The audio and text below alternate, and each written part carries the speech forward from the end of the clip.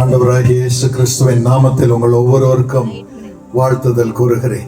இன்று மாலை மேடையில் அமர்ந்திருக்கும் தேவனுடைய ஊழியர்கள் அவர்கள் ஒவ்வொருவருக்கும் உள்ளத்தின் ஆழத்திலிருந்து என்னுடைய வாழ்த்துதலை தெரிவித்துக் கொள்கிறேன், வணக்கத்தை தெரிவித்துக் கொள்கிறேன். என் தந்தை எப்பொழுதும் சொல்வார்கள், ஒவ்வொரு காரியத்தை நீ செய்யும் பொழுது பால் 2 நாளாகமம் 30:27 படி சபை போதகரை நீ அழைக்க வேண்டும். அவர் வந்து ஜெபம் பண்ணி ஆசீர்வதித்தால் அவருடைய ஜெபம் பரலோகத்திலே கேட்கப்படும். அதன் பிறகுதான் எல்லாவற்றையும் நீ செய்ய வேண்டும் என்று சொல்லி கொடுத்திருக்கிறார். இன்றைக்கு ஒரு போதகர் அல்ல, ஆண்டவர் எனக்கு எவ்வளவு பெரிய பொக்கிஷங்களை கொடுத்திருக்கிறார், பெரிய ஆசீர்வாதங்களை கொடுத்திருக்கிறார். அவர்கள் எவ்வளவு தாழ்மையாக வந்து நேரத்தை ஒதுக்கி நம்ம எல்லாருக்காகவும் ஜெபித்திருக்கிறார்கள், எங்களுக்காகவும் ஜெபித்திருக்கிறார்கள். உள்ளத்தின் ஆழத்திலிருந்து நன்றியை தெரிவித்துக் கொள்கிறேன். We are so grateful. Thank you for your love. Thank you for your love. You are our treasures and we value you so much. ஒவ்வொரு பெயரை சொல்வதற்கு எனக்கு டெம்டேஷனாக இருக்கு. ஆனால் ஆரம்பிச்சேன்னா 1/2 மணி நேரம் ஆகும். தயவு செய்து பொறுத்து கொள்ளுங்கள். நீங்கள் எங்கள் இதயத்தில் இருக்கிறீர்கள். இந்த நேரத்திலும் விசேஷமாக இந்த கூட்டத்திலே நாம் எல்லாரும் பங்கு பெறுவதற்கு இவர்கள் தான் காரணம். ஒவ்வொரு சபையிலும் வீடியோவில் இந்த கூட்டத்துக்கு வாங்கன்னு சொல்லி உங்களை அழைத்திருக்கிறார்கள். அதன் விளைவாக நீங்கள் வந்திருக்கிறீர்கள். அநேகர் இந்த கூட்டங்களுக்கு காணிக்கை கொடுத்திருக்கிறார்கள். கர்த்தர் அறிவார், அவர்களுக்கு 1000 மடங்கு ஆண்டவர் ஆசீர்வாதத்தை தருவாராக. ஆகவே இது வெறும் பால் தினகரன் நடத்துகிற கூட்டம் இல்லை, நம்ம எல்லாரும் சேர்ந்து நடத்துகிற ஒரு ஜெபம். இந்த சபை தலைவர்கள் எல்லாருக்கும் இதில் பங்கு இருக்குது, அத்தனை பேருக்கும் பங்கு இருக்குது. கர்த்தர் அறிவார். ஆண்டவர் அவர்களை ஆசீர்வதிப்பாராக. இப்படிப்பட்ட தகப்பன்மாரை தாய்மாரை நமக்கு கொடுத்திருக்கிறபடியினால் மனதார கரங்களை தட்டி ஆண்டவரை ஸ்தோத்திரிப்போமா? Let us thank the Lord, thank the Lord, thank the Lord with all our heart, with all our heart. ஒரே வினாடி எங்களுடைய முழு குடும்பமும் இங்கு வந்து நிற்கும்படி நான் கேட்டுக்கொள்கிறேன். We are all here. I think Jaden alone is not here. Is Sweetie. Oh, Sweetie is with Bethany. இவ்வளவு நேரம் நீங்க பார்த்தீங்க. நாங்கள் குடும்பமாக உங்களை மனதார வாழ்த்த விரும்புகிறோம். உங்கள் ஒவ்வொருவருக்கும் இந்த புது வருடத்திலே உங்கள் குடும்பங்கள் செழிக்க வேண்டும். அதற்காக தான் நாங்கள் எழுந்து நின்று ஒரே மனமாய் உங்களை மனதார வாழ்த்துகிறோம். நம்முடைய ஆண்டவர் குடும்பங்களின் தேவன், குடும்பங்களின் தேவன்.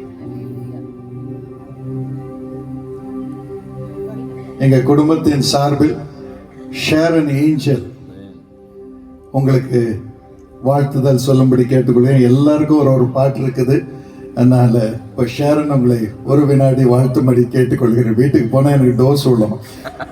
லாஸ்ட் மினிட்ல சொல்லிட்டீங்க daddy. But she is a prophetess. Holy Spirit is speaking to her. Thank you. உங்கள் அனைவரையும் பார்ப்பது எனக்கு மிகுந்த சந்தோஷம். அநேக ஆண்டுகளுக்கு பின் நான் வருகிறேன். ஏன்னா எனக்கு சுத்த தமிழ் மறந்துருச்சு, என்னால் முடிஞ்ச தமிழ் நான் பேசுகிறேன். ஆனால் இன்னைக்கு நான் இந்த ஸ்டேஜில் உட்காந்துருக்கும் போது நான் அந்த ஷார்ட்ஸில் வந்து சில பேர் வீல் சேரில் வந்திருக்காங்க, சில பேர் மென்டல் ஹெல்த் இஷ்யூஸ் இருக்கிறத நான் பார்த்தேன். இன்னைக்கு எத்தனையோ பாஸ்டர்ஸ், எத்தனையோ பெரியவங்க இந்த ஸ்டேஜ்லேருந்து ஜெபம் பண்ணாங்க. ஆனால் என்னோட வாஞ்சை என்னன்னா, நீங்கள் இந்த மைதானத்தை விட்டு போகும்பொழுது வீல் சேர் இங்கே இருக்கணும், ஆனால் நீங்கள் 2 காலையும் சுகமாக நடந்து போகணும் அப்படின்னா எனக்கு ஆசை. நிறைய பேர் இங்கே ஜோம் பண்ணிட்டாங்க. அதனால் இப்போ நான் ஒரு வார்த்தை சொல்கிறேன், இயேசுவின் நாமத்தில் எந்திரிச்சு நடங்க. இயேசுவின் நாமத்துல உங்களோட மென்டல் ஹெல்த் இஷ்யூஸ் எல்லாமே குணமாயிருச்சு. அதனால இன்னையோட நீங்க அந்த மென்டல் ஹெல்த் இஷ்யூ இருக்கு அப்படின்னு நினைக்காதீங்க, ஆண்டவர் உங்களை சுகப்படுத்திட்டார். இன்னும் 2வதான விஷயம், நம்ம உலகத்துல வந்து எத்தனையோ பிரிவினை பார்க்குறோம். இந்த நாட்டிலையும் சரி வெளியூர்லேயும் சரி ரொம்ப ஸ்ட்ராட்டஜிக்கான நாடுகளில் நிறைய பிரிவினைகள் பார்க்குறோம். லெஃப்ட் அண்ட் ரைட் பயங்கர எக்ஸ்ட்ரீமிசம் பார்க்குறோம். ஆனால் இப்போ எனக்கு ஒரு வார்த்தை வந்தது என்னன்னா, இப்பதான் கடவுள் வந்து அவருடைய சூப்பர் நேச்சுரல் பிளெஸ்ஸிங்கா காமிக்க போறார். அவர் யார் அப்படின்றத காமிக்க போறார்.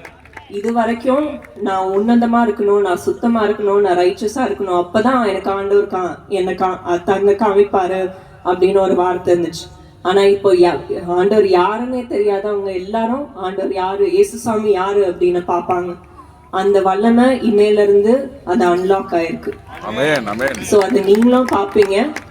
நீங்க அதனால டெய்லி வேதம் வாசித்து ஜபிக்க நான் வாஞ்சையா உங்களை கேட்டுக்கொள்கிறேன். ஆண்டவருடைய சூப்பர் நேச்சுரல் பவரை நம்ம எல்லாம் பார்ப்போம். And it will start with miracles. And it will start with miracles in your family. And it will start with miracles tonight. So அதுக்காக நீங்க என்ன பண்ணணும், பயப்படக்கூடாது. ஆண்டவர் உங்களுக்கு வந்து ஒரு பிஸ்னஸ் ஐடியா கொடுத்துருக்காருன்னா அதை போய் செய்யுங்க. ஆண்டவர் உங்களுக்கு ஒரு வெஞ்சர் ஸ்டார்ட் பண்ணணும் அப்படின்னு சொல்லியிருக்காருன்னா அதை போய் செய்யுங்க. உங்களுக்கு வேலை இல்லை, காசு இல்லை, அவங்க என்ன சொல்லிடுவாங்க, இவங்க என்ன சொல்லிடுவாங்க அப்படின்னு நினைக்காதீங்க. அவங்க சொல்லிட்டாங்கன்னா என்னோட மானம் என்ன ஆகும், என் குடும்பத்துக்கு என்ன ஆகும், என் குடும்பம் நடு தெருவில் நின்றுமோ அப்படின்னு நீங்க நினைக்காதீங்க.